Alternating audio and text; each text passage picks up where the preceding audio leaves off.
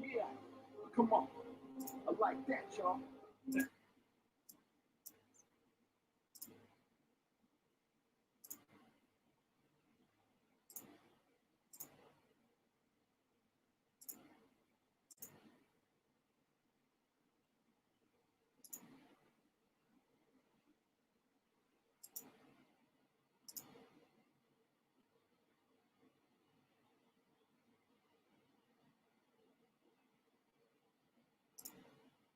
Come on.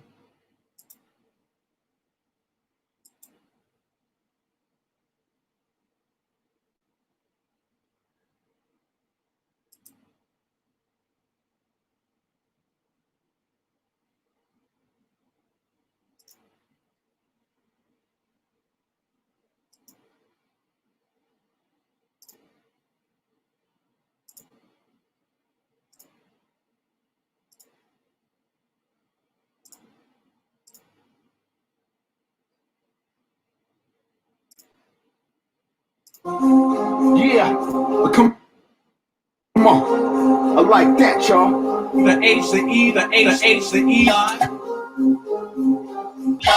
H, the E, the H, the H, the E. I like that, like that. The H, the E, H, E, H, E,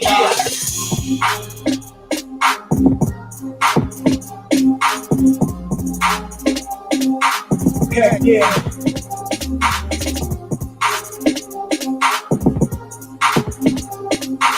Yes, y'all. Watch out. H, E,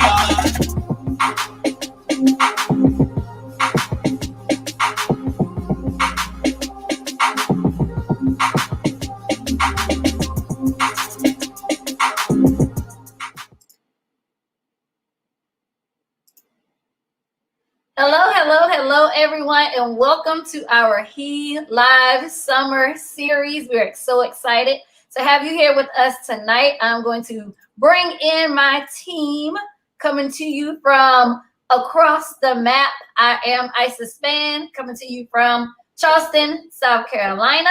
And team, welcome. Simone, where you from? Hey guys, I am Simone. I am from North Carolina, but I bring you greetings from Maryland today, College Park to be exact. All right. Welcome, everyone. Thank you for joining us this evening. My name is Keishla Wiley, and I am coming from Dallas, Texas, a little suburb called DeSoto, Texas. But welcome, and thank you guys for joining us this evening. Good evening, everybody. Hi, I'm Lavetta Levels. I'm coming from Oakville, Texas, which is a little small town outside of Dallas, Texas as well. So welcome tonight. We're so glad to have you. You're in store for a wonderful treat. Today, we have an awesome, amazing speaker. Our speaker tonight is Dr. Marla Dean. She's phenomenal. I'm going to tell you a little bit about Dr. Dean, then she's going to come in because we want to make sure that she has all the time that she needs. We want to know, all of you that are here, go ahead and make sure that you tell us where you're watching from. Are you from Texas, Pennsylvania, New Mexico?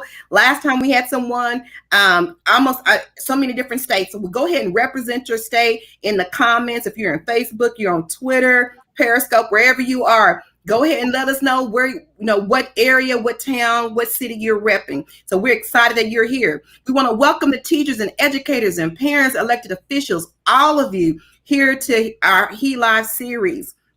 Again, tonight's speaker is Dr. Marla Dean. Dr. Dean is a native Detroiter. Since 2007, she's lived in the metropolitan Washington, D.C. area, where she's been there, where she's had over 30 years of teaching and administration experience. She's had some experience with leadership in the District of Columbia, in Maryland, Michigan, and Virginia. She's been a leader. She's two-generational and whole child approaches. She's currently the CEO of Bright Beginnings Incorporated. It's a nonprofit community-based organization that operates two-generation early childhood and family learning centers for children and families experiencing homelessness in the Washington, D.C. area. Marla believes in educating the whole child with excellence and equity by ensuring each and every child is healthy, safe, engaged, and supported and challenged. She is a committed, passionate, and resolved advocate who believes in the potential of all children with over 15 years of educational leadership and nonprofit experience. However, she's most proud of her 10 years of teaching experience in Detroit public schools, where she taught high school English and government in the comprehensive neighborhood, alternative schools, and Magna High School settings. Marla has received numerous recognitions. In 2012, as a turnaround principal, Marla's middle school was selected as one of the top 10 schools internationally to participate in the Association of Supervision and Curriculum Development's Whole Child Network of Schools. ASCD established the Whole Child Network of Schools to assess the implementation and sustainability of ASCD Whole Child approach to education, which aims to establish an environment that best helps students learn and achieve. And in 2013, Marla received a Community Service Award by the Board of Education by Prince George County in her commitment to children. She's a proud member of Delta Sigma Theta Sorority Incorporated, where she serves on the Social Action Committee.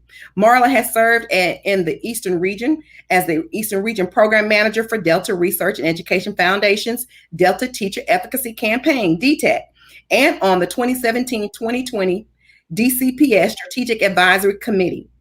Finally, Marla is a member of Leadership Greater Washington's class of 2020, and she was selected by the DC Mayor Bowser to serve on the Thrive by 5 coordinating council. We know who that mayor is. She's that boss mayor that decided that Black Lives Matter would be the new road in front of the White House. So we're excited to have Dr. Marla Dean.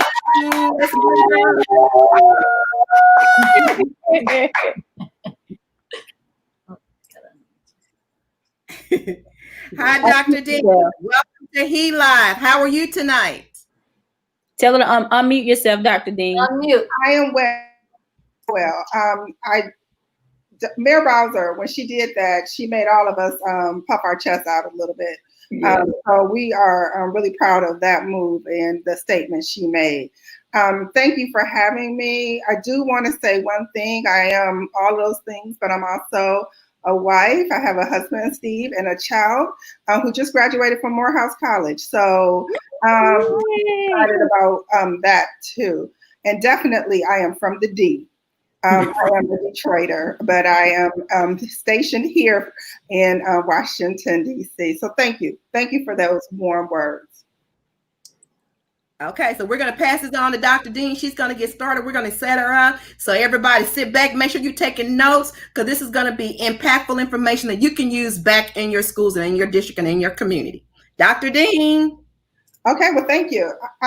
Today, I just want to talk to you about with the recent events, us being in a pandemic in our homes, with all the police brutality and the resultant events of protests, we really want to talk about educating the whole child and where do we go from here, because there's just so many questions. And I think the whole child approach is even more valuable now, more than ever. So I want to give you 2 objectives. So if we can start the presentation.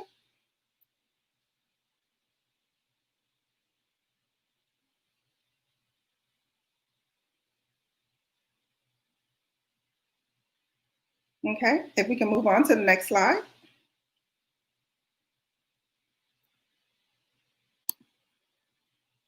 So, colleagues, today I want us to have 2 mastery objectives, and that's first to be able to identify the tenets of the whole child approach, but secondly, and more importantly, to be able to apply the whole child approach in our classrooms. That means in planning, our classroom environments, our instruction, and in our schools. And I want to make sure that I attribute my work and my learning to 3 very important groups, and that is the ASCD Whole Child Network, Research for Better Teaching, and the Ascend Network at Aspen Institute that is really dedicated to a 2-generation approach. As we continue on to the essential question, the question I have now is, what do skillful leaders, teachers, and leaders believe, know, and do individually and collectively to promote the learning and achievement of each and every student? You can move to the next slide. So how do we ensure that we are skillful teachers and leaders? What do we believe, know, and do individually and collectively to promote the learning and achievement of each and every student? How are we making sure that every child is healthy, safe, supported, engaged, and challenged? Next. And I want to set the context. We're in the middle of COVID-19. We've seen a lot of police brutality and abuse, and there's been a lot of recent protests, and there's a real demand to end the practices of white supremacy, which requires the ending of institutional racism. Next.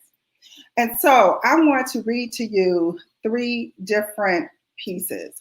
One that I wrote as the CEO of Bright Beginnings, where it's entitled, Where Do We Go From Here? Love is an Action Word. I want to root it also in The Great Statement by Sojourner Truth and Ain't I a Woman? And then I want to talk a little bit about I Am From.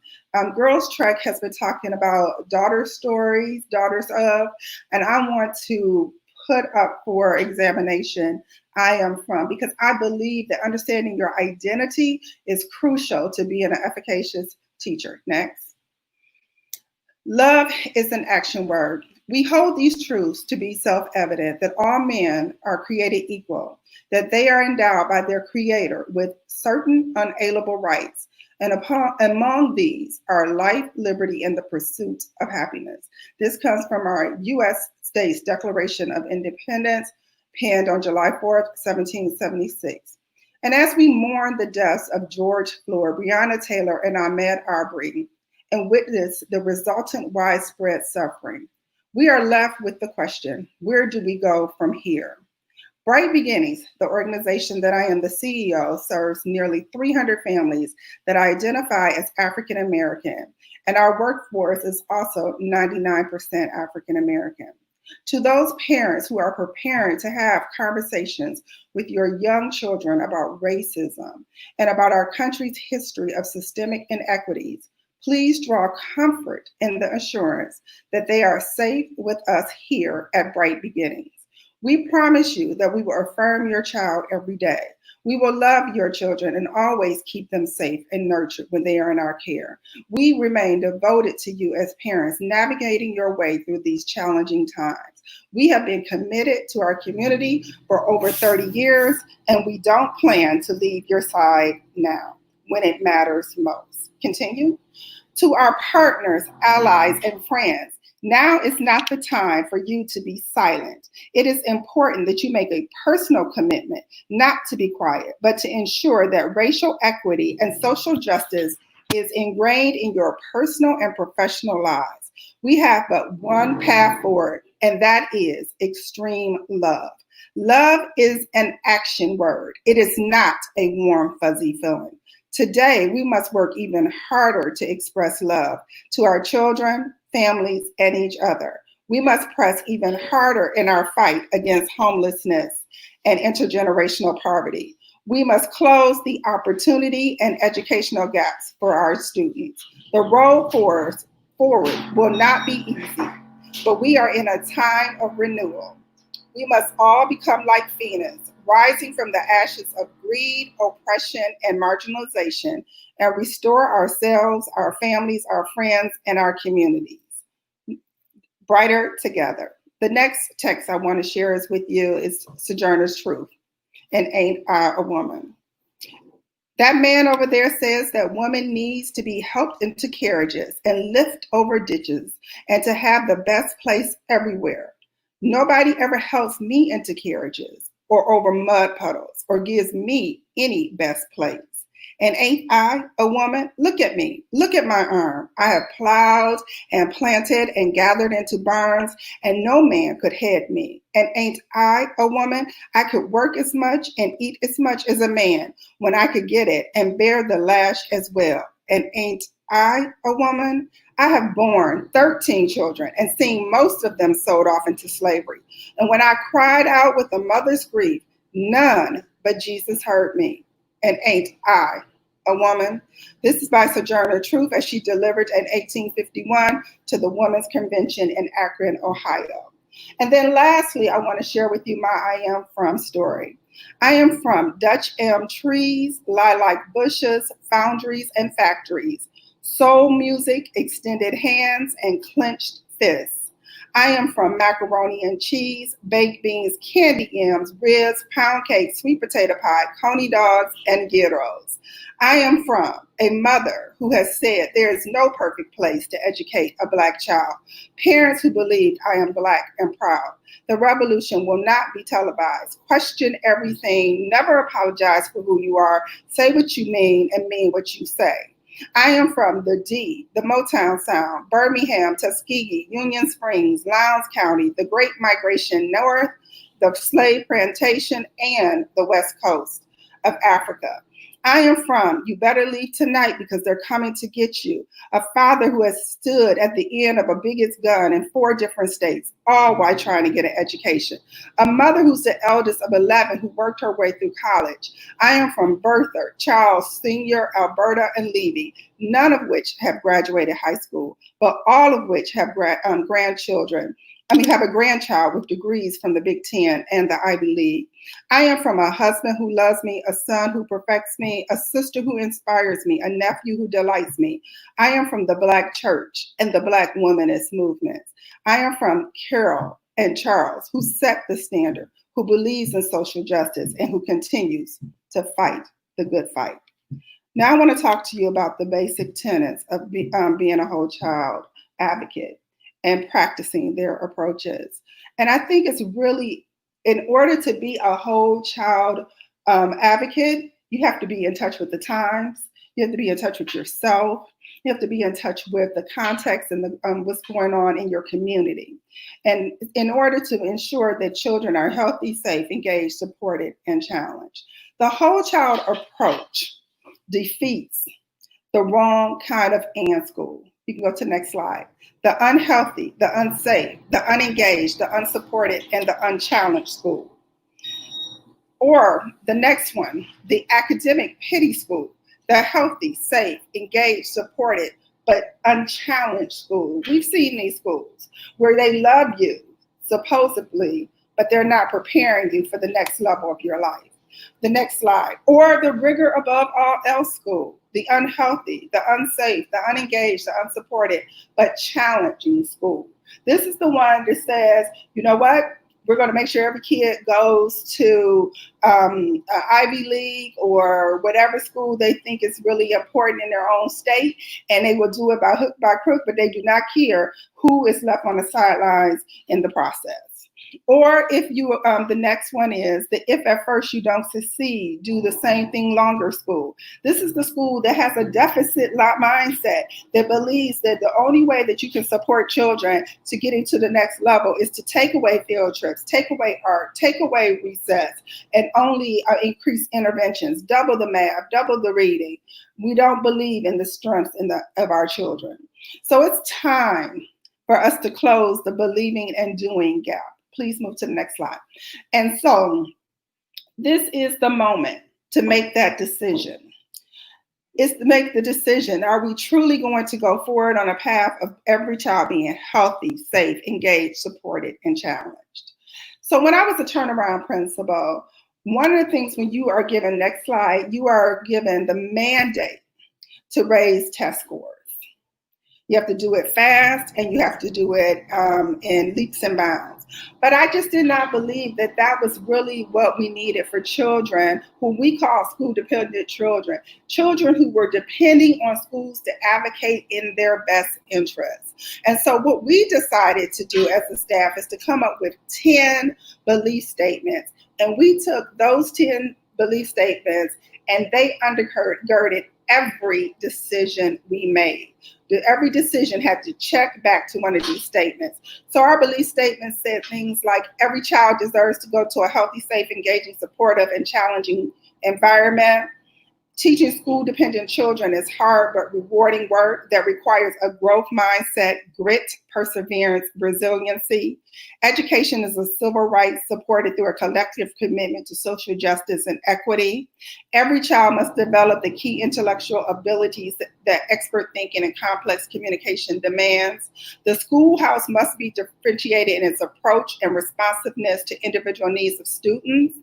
Students are not to be punished for misbehavior, but supported in making better decisions through advisory programs, restorative practices, and peer mediation, and that an engaging, highly skilled, and effective teacher is essential in every classroom.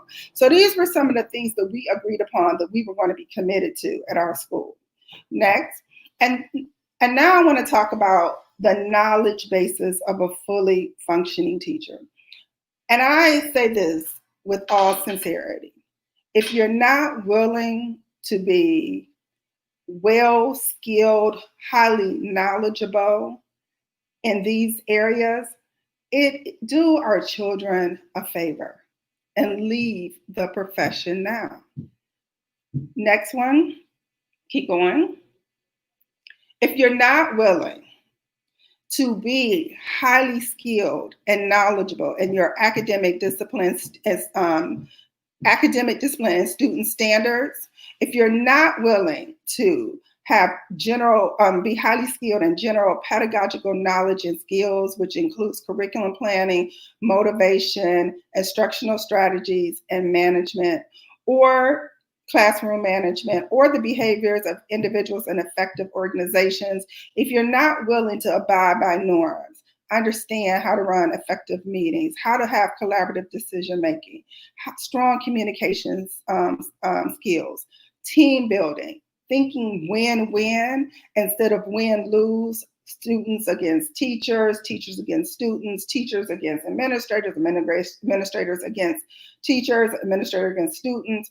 If you're not willing to develop deep content-specific pedagogy in your methods, your materials, your examples, understanding the widely held misconceptions of your particular content area, understanding the analogies that must be taught to help students transfer their new and novel knowledge their newly acquired knowledge to a new and novel situation, and be able to tell the stories, the context of your particular knowledge area, to connect those stories to their cultural context, then you are not a truly high-functioning teacher. If you're not willing to engage and involve parents and guardians and know that they are indeed the first teachers of children and respect that role, then you're not a fully functioning teacher. And if you're not willing to understand children and their differences, their cognitive differences, their affective differences, their cultural differences, their personal experiences, their learning and thinking styles, then you are not a highly functioning teacher. And that's okay if you don't have all this right now. But if you're unwilling to do this deep work, then it's not okay to do that and impede and hurt the lives of our children. So leave the profession now. Next slide. So what's behind the whole child philosophy? You can move to the next. Yeah, thank you. And it's based on Maslow's hierarchy of needs: the psychological needs, the safety needs, the social needs, the esteem needs, the self-actualization. Psychological, healthy; safety, safe; social, supported; esteem, engaged; and self-actualization, challenged. It's also rooted in Howard Gardner's belief that every child in their each and own right is brilliant, that they have multiple types of intelligence, and we don't value one type of intelligence over another. When I was a assistant principal, or some weird title called executive associate principal in Virginia, I used to say all the time, "Oh, this child was brilliant." And one of my teachers said, "This child is mildly cognitively impaired. How do you say that?" If you can't find the brilliance in each and every one of your children, then you have not dug deep enough. You have not thought about them as human. You don't see their humanity. Every child is brilliant. Next one. It's also around a strength-based lens and not a deficit lens.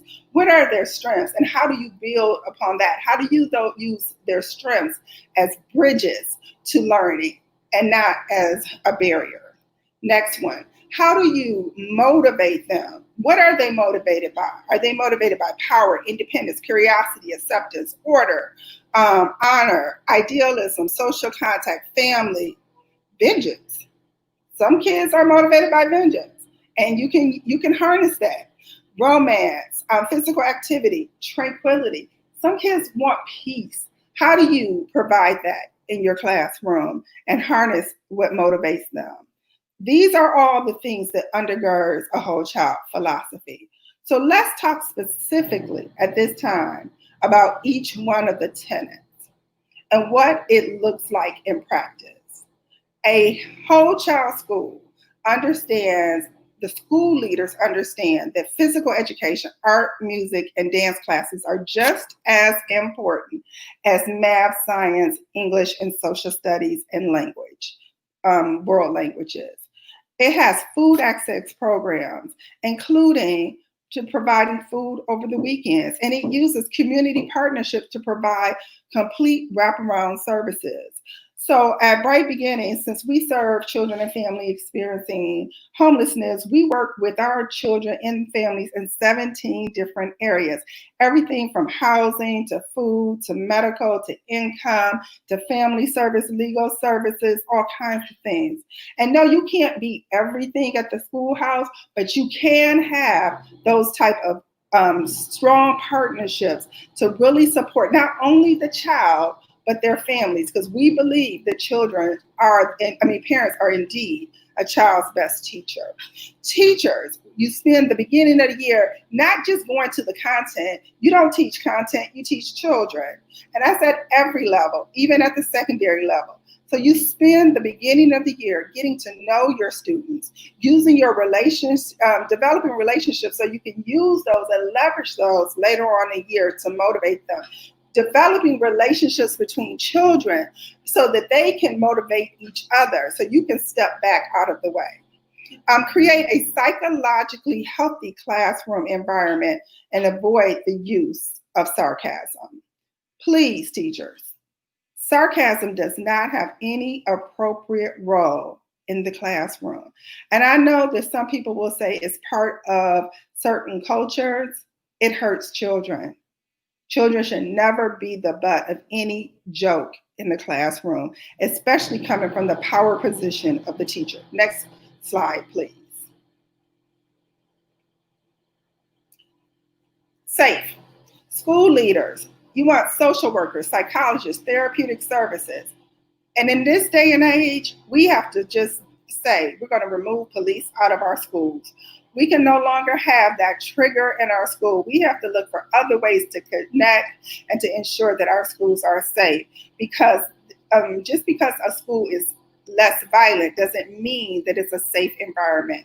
We need to review and analyze your school discipline policies and track outcomes for race and gender. Teachers, you need to understand the difference between giving feedback and grading. Oftentimes, when you assign a grade to an assignment, you actually shut down learning and they won't even look at the feedback. You need to know that grades will, you have to stop using grades as a weapon. Teachers, you need to ensure that you have classroom management practices to support self-regulation and that are not merely punitive in nature, and stop writing up students for things like disrespect or insubordination. These behaviors are often perceived differently based on race and class. And so we need to really move away from talking about disrespect and insubordination that is often race and class based, and really talk about some of those other behaviors that we need to address in our classrooms. Next. Engaged. Ensure that school leaders, please ensure that your school uses culturally relevant curriculum. Do not narrow the curriculum. Do not teach to the test. Do not overutilize intervention classes. Teachers, employ culturally relevant pedagogical practices.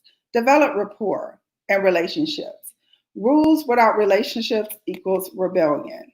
So you must develop relationships with your students. Know and understand your own identity. That is the only way that you can know and understand the identities of your children.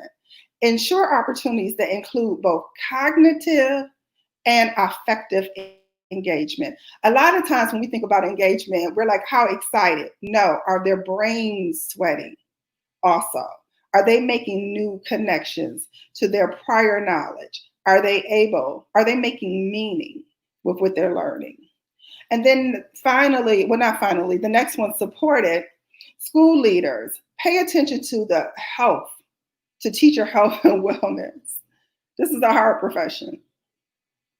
I would dare say it's the hardest profession on earth. Everyone found that out during COVID. Parents were losing it. They were like, oh my God, I don't ever want to do this again. So please, let's respect the health and wellness of teachers. Ensuring that our parents don't abuse our teachers. Ensuring that there's collaborative planning time and effective professional learning. Teachers, have high standards and expectations rooted in the 3 key messages. What we are doing is important. You can do this. I will not give up on you. Teachers, we need to eliminate the hidden curriculum by the use of criteria for successes and rubrics. Children should not be trying to figure out what you have in your brain. Make it clear and plain to them so they can reach the goal that you have set before them. Next one, our final one, challenge. School leaders, use a strength-based lens and not a deficit-based lens. Provide specific and descriptive feedback to teachers. Ensure curriculum supports expert thinking and complex communication. We live in a world now where routine practices are just not going to be supported in our economy. So you need to be an expert thinker and a complex communicator. Even if you are on a factory line, you have to be able to examine what went wrong, let your supervisor know, problem solve, so we can keep moving. So in every job today is calling for expert thinking and complex communication. The curriculum must not be drill and kill. It must support expert thinking and complex communication. Track performance and assessment data and curriculum offerings across ability, race, class, and gender groups. If any one type of kid is in one type of classroom, you know that you don't have a whole child school. Teachers, use a strength-based lens, not a deficit-based lens. Understand learning theory, knowledge acquisition, making meaning, transfer to a new or novel situation. Ensure homework serves either as a reinforcement or an opportunity to extend learning, but never busy work. And In order to sustain this practice, you have to move away from not just being a whole child school, but a whole family, a whole community school. And that means that you have to work with parents in your community and leveraging and developing social capital, really paying attention to your community health and well-being, leveraging their economic assets, support their financial capacity, making sure that we're participating in asset building activities, making sure that you're providing post-secondary and employment pathways for the family. And what do I mean by that? We know that children learn at the rate that their teachers learn. If their teachers are learning, children are learning. The same thing applies at home. If parents are learning, if the community's learning, children are learning. So we want to support that. And then we want to support early childhood in our communities. We know so much happens in the first 5 years of life. And so it is important that we make sure that our children have access to high quality early childhood programs so that we can address so many issues even before they show up in a kindergarten classroom. I want to talk a little bit about adverse childhood experiences. We've heard a lot lately about trauma. And here are some of the adverse childhood experiences that impact children: physical abuse, sexual abuse, emotional abuse, neglect, both emotional and physical, mental illness or depression, or a person committing suicide in a home, drug addiction or an alcoholic family member, witnessing domestic violence, loss of a parent or death or abandonment, including divorce, incarceration of a family member. And what we know, go to the next slide, please. We can catch up to 2 more. Thank you.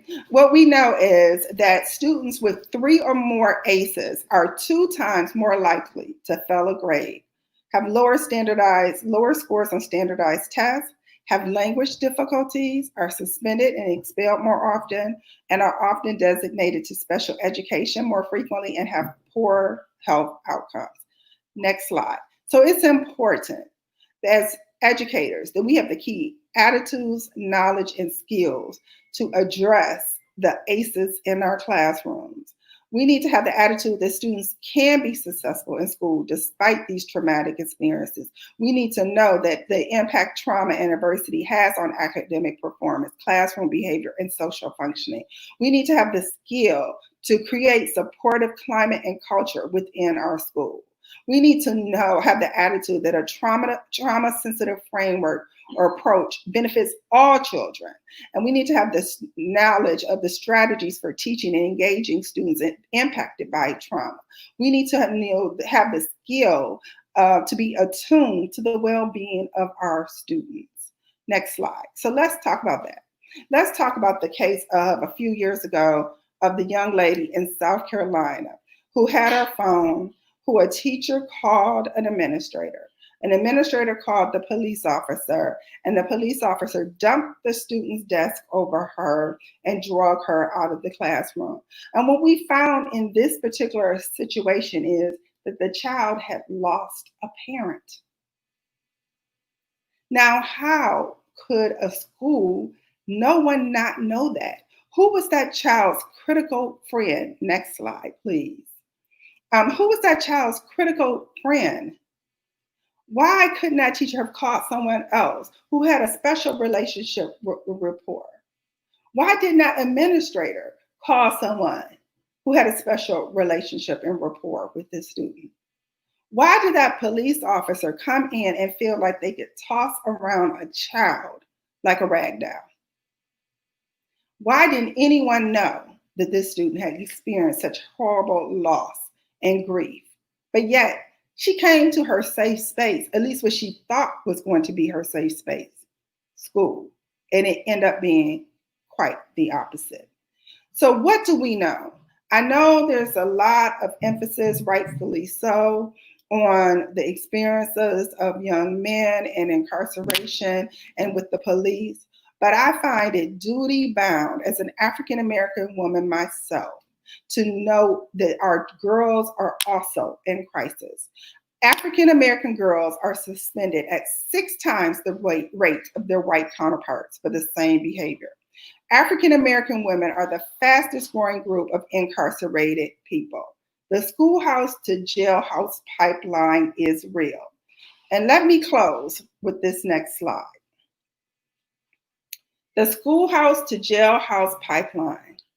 To stop that, school leaders, remove police from your school, eliminate zero tolerance policies, and suspensions for dress codes, disrespect, insubordination.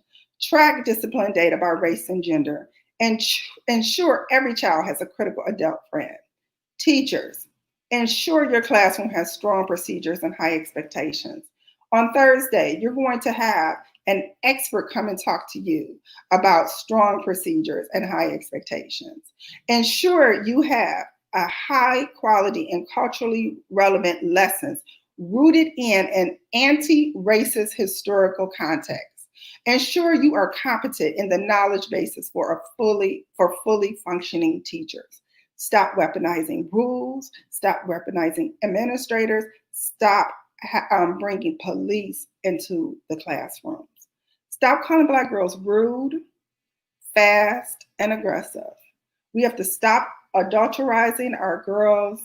We have to see them as children. We have to see what they're saying to us. We have to be behavior detectives. We have to understand the world from which they come. We cannot participate as educators in the schoolhouse to jailhouse pipeline. So I want to say, as I close, I know I said a lot. I went through a lot about the whole child approach and the vastness of it, but it can be practiced and it can provide a new educational experience for our children, their families, and our communities. I want to thank you on behalf of myself, and you can find me at www.bbidc.org, where we work every day to try and put this into practice. Some days we do it better than others, but this is what we aspire to on an everyday basis, and I want to invite you to go on this journey with us too. Thank you for your time.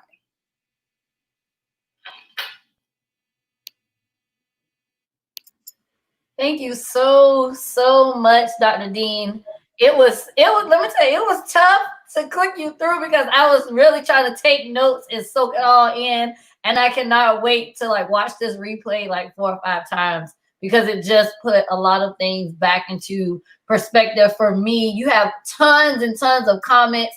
I didn't want to put them on the screen because I didn't want to block what you were reading, but they're going all in, right? They're talking about the engagement, the advocacy, really making sure that we're pouring into our students, into our families. I never really thought about just how important it is to make sure that the family is whole. And I really started thinking about it now, and just what you put it into those words of just the trauma that they go through and the things that they experience as 4 and 5-year-olds, right? And we expect them to come into the classroom and just be all in and completely engaged. So I thank you so much for delivering this message, especially to the educators out there. And prayerfully, we look at our children in a different lens and look at our families in a different lens as we move into the fall and the summer learning and teaching that we'll be doing. So thank you so much, so much for this. And Keishla, I'm going to bring her back in so we can take some questions and move into our Q&A time.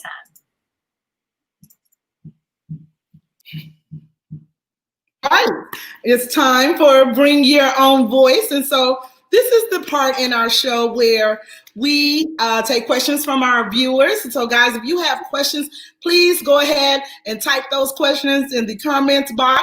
BYOV, it's time for BYOV, Bring Your Own Voice. Again, Dr. Dean, thank you for the information you shared. I, like Isis, took a ton of notes, made a ton of comments, so I'm excited to look back on the replay and see receive more information. So let's take a look at our first question. First question, Dr. Dean says, how do you support children that have special needs? Well, first of all, we have to get serious about IEPs. IEPs have to be individualized plans. Now, I know you're thinking, I have a classroom full of 30 children. I cannot provide individualized support for every child at every moment. That's not the expectation. The expectation is to design your classroom in a way that first allows children to help each other, that builds on that rapport. Second of all, that allows for children to express when they are learning and when they're not learning, and that they are not psychologically damaged when they don't know something. So it has to be a healthy space.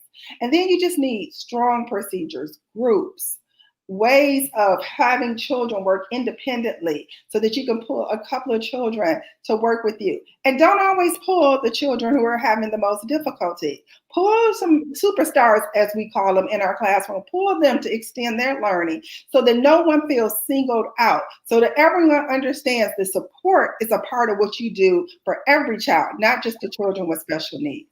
So that's just a few of the things we need to do when we think about how we are going to support our children. But then I'm also going to call on communities and school systems to make sure that they're providing our teachers with the resources, the co-teacher, the collaborative planning time, so that we can do this well. We can't do this just on the back of our teachers. That we cannot do.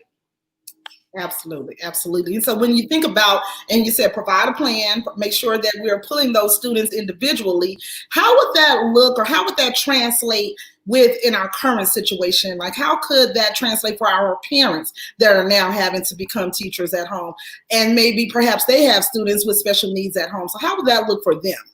So I have a sister, and she's trying to be a mom, and she's trying to be a teacher. She's trying to teach all classrooms, and there are, first of all, you can't teach all content area. It's too much. It's overwhelming. So do not make yourself feel bad or guilty because you have not been able to teach every content area of parents.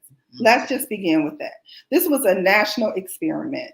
And so no one should feel guilty about what they've been able to accomplish or not accomplish. The main thing I want parents to do in this time is to make sure that their children do not get turned off from learning. Absolutely. Continue to make learning fun and interesting, and the rest will bounce back over time. If we turn off children in this moment, that is what we will not be able to recover from. We will recover from subject matter that we are behind on, but we cannot recover from children who are turned off from learning. So make sure it's fun. Make sure that you are learning together, that you are modeling learning, parents yourself, and yes, really spend time with the area that you love most so that you can express that joy to your children and they can receive that joy. The content, we know that everybody did not get the content in this moment. And then, you know what? Talk to your friend who really enjoys math and say, hey, you know what? I struggle here. Can you talk to my child about this? Can you help them with that? Let's make this a community effort. We should not have approached this with parents trying to individually educate their children on every subject. We have to build communities of practice among our parents so that we can support each other through this process. But more than everything, more than anything, make sure that your children enjoy learning, that they don't come out of this process that has been highly traumatizing, often isolating, feeling like school is not something they enjoy anymore. If you accomplish that, parents, you have done your job and the content will follow. Good. Great. Absolutely. And I like how you said, it takes a community. It takes more than just the individuals at home. And so parents, feel free, reach out to us, reach out to your neighbors, reach out to others, reach out to your child's school and teachers, because we are here to provide that support. All right, we have a question from Kay Valentine, and Kay asks, what are your suggestions for developing and delivering quality PD that focuses on culturally responsive pedagogy and practices? So first of all, I don't expect teachers to become researchers, okay? It is hard enough to be a teacher. So I'm not asking you to become researchers. I'm really calling on school systems to look at how their curriculum is aligned, to bring in, we have virtual learning We should all be involved in it now. That we should be looking at some people who are like Chris Ingen from Columbia University, who talks about culturally relevant practices in math and science. Look at a webinar. Listen to it on your way to work. Think about it. Build your knowledge base. Don't feel like you have to be reading everything. It's just too much to consume. But if you start from the basis of who am I? What are my blind spots? Who are my children? What are their needs? What motivates them? What are some shiny examples from their culture and their communities, both present and past, and infuse that into your current lessons, then you are already beginning the journey of making it culturally relevant. Good. Absolutely. Very good. Very good. Thank you. Thank you for sharing that with us. And I think we have time for one more question. All right. We'll take this question from Tasha Clay Frazier. I got to go ahead and say a shout out. That's my line sister. Hey, Tasha. Okay. What do you think? What do you think our first course of action should be on the return of school to meet the emotional needs of the students and teachers? We have to take inventory of the experiences that our children had when we returned. We have to have conversations, age-appropriate conversations about the experiences they had during this time.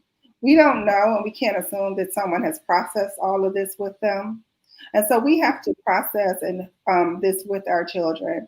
We have to make sure that we are addressing that emotional, that need of safety, that health need first, before we even begin the process of going back to content. So if you start the first day with the syllabus, you are starting wrong. You are starting the first day talking about building community, and how that is how you start a school year. And you need to do that even more so, not just the first day. Yes. When I was a teacher in Detroit, the first week, we didn't even go inside. I went outside.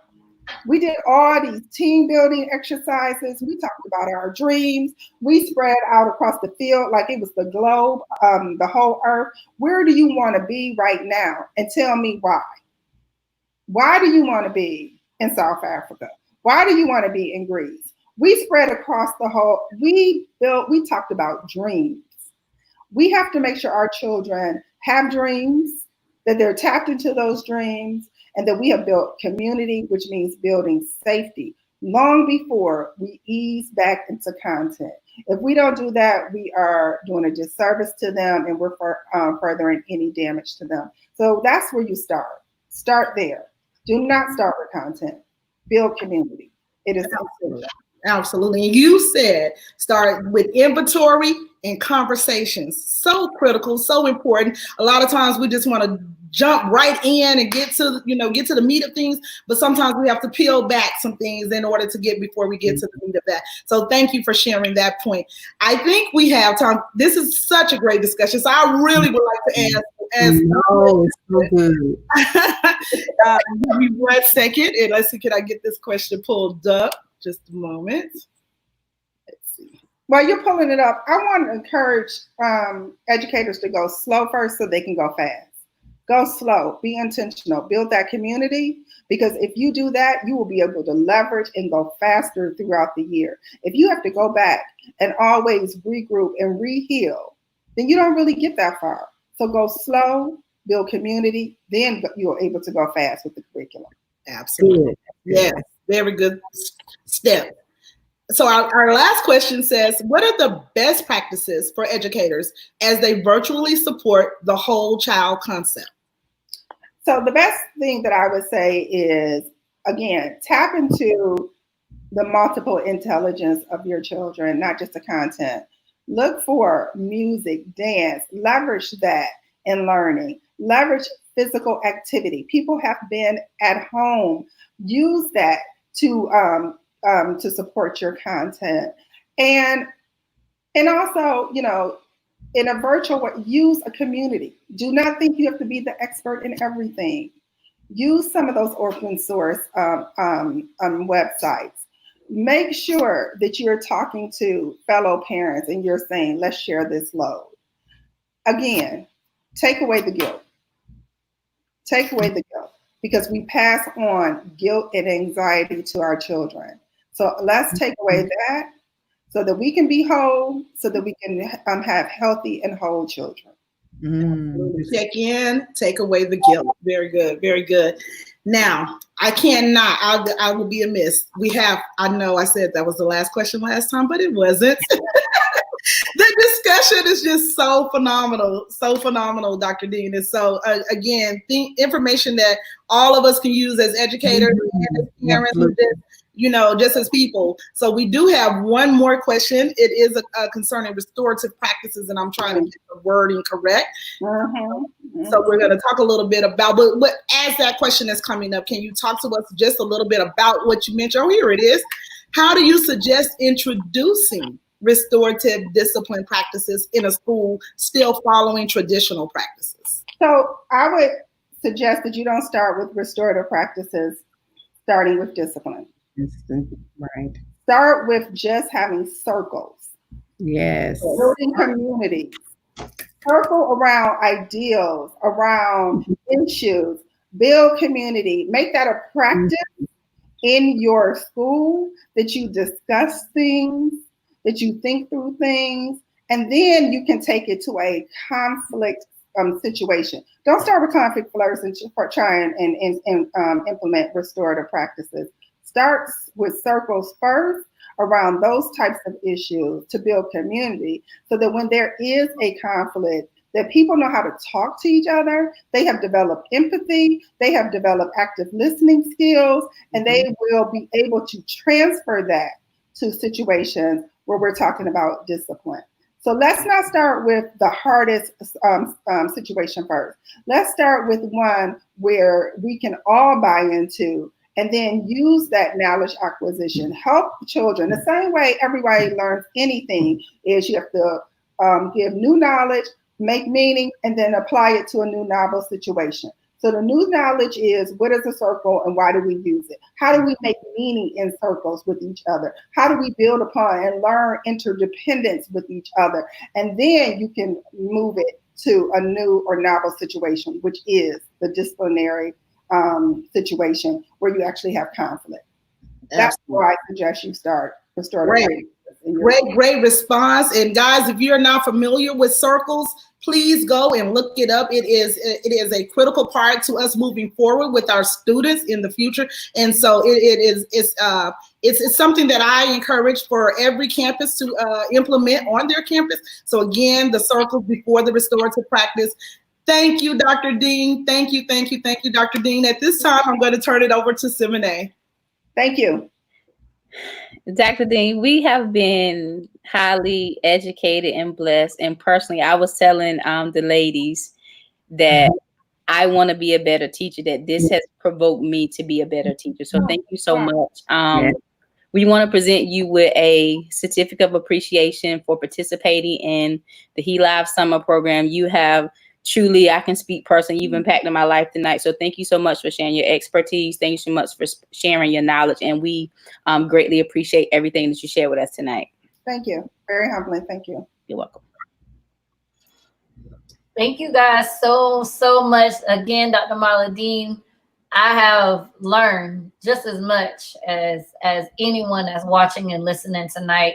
And it was a refresher for a lot of us, just giving us the extra time to reflect on ourselves and what we do as educators, what I even do as a parent, just thinking about, the different energy and the vibes that I give off to my children that then have to go and learn. So it was just a wealth of knowledge. Thank you so much again. And I will, so if you have joined us tonight, we do have a survey that we would like you to complete. I will put that information for our survey inside of the comments. You can also see the link here, and I'll also include the link inside of our comments so that you can complete the survey. And Keishla, are you ready? I am ready. I have to go back next week, guys. Next week, sorry. We do have Shalonda coming on to talk about the power. Wonderful wealth of knowledge that Dr. Dean presented to us tonight. Shalonda's gonna come on Thursday and wrap it up and put it in a nice, pretty bow and really teach you how to execute everything that you learned about tonight so that you can make the best learning environment for the children and the families that you serve. So apologize, I had to rewind. Go back and to give you guys out that information. So the survey tonight to give us feedback on, you know, ways that we can improve, continue to serve you guys and give you the best information, and come back on Thursday so that you can learn how to really make your procedures powerful for the students that you are serving. Now, Keishla.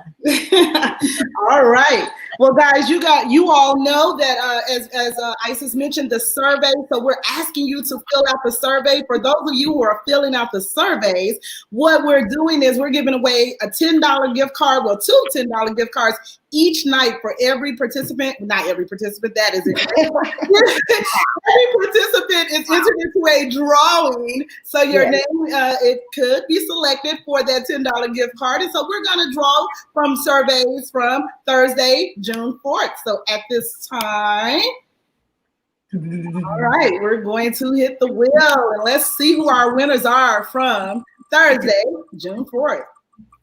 Our first winner is Deanna Klingman. Congratulations, our first winner. And our second winner is Kelly Clay. Congratulations, Deanna. Congratulations, Kelly. You guys, please be sure to go ahead and fill out the survey so that your name can be entered into next week's drawing. And thank you. Awesome. Hi, everyone. We want to thank Dr. Dean again for being a phenomenal speaker. She continues to share knowledge and wisdom. And what, you know, a fun fact about Dr. Dean is my cousin. His family here. And so I've had the privilege to work behind her, aside her, underneath her. She's an amazing educator and administrator, and I'm just privileged to call her my friend because she's the person that if you have a question about something, I don't care who you are. If you're a teacher, contact Dr. Dean. She doesn't mind helping you. So if you feel like you have a connection, you want more information, like she said, go to her website and contact her. She's the kind of an educator that she loves children so much that she's willing to help you to make sure that your children are taken care of no matter where you are in the country. So shout out to everybody from Vegas to LA to Detroit to Texas. We see everybody everywhere. So shout out to everybody. We see you. We're going to close now. Remember, on Thursday, we are back here Thursday night, same time with Miss Shalonda Soroyer. And we're going to share with you a video that's going to show you what we've done in the 6 states that have worked with the Tag Your It program. So again, Dr. Dean, to the L.I.V.E team, thank you. Dr. Craig, love to you. And we'll see everybody on Thursday. Bye. Bye.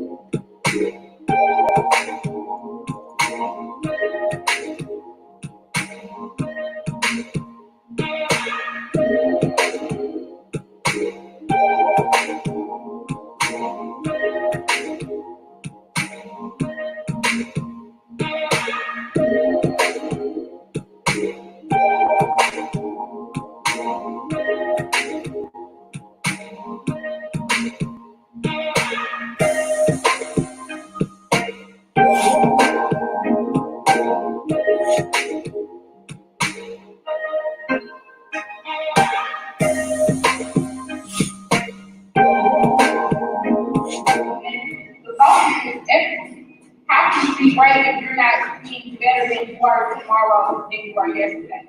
So that's the whole goal. Just to be better, to come to knowledge, come to awareness.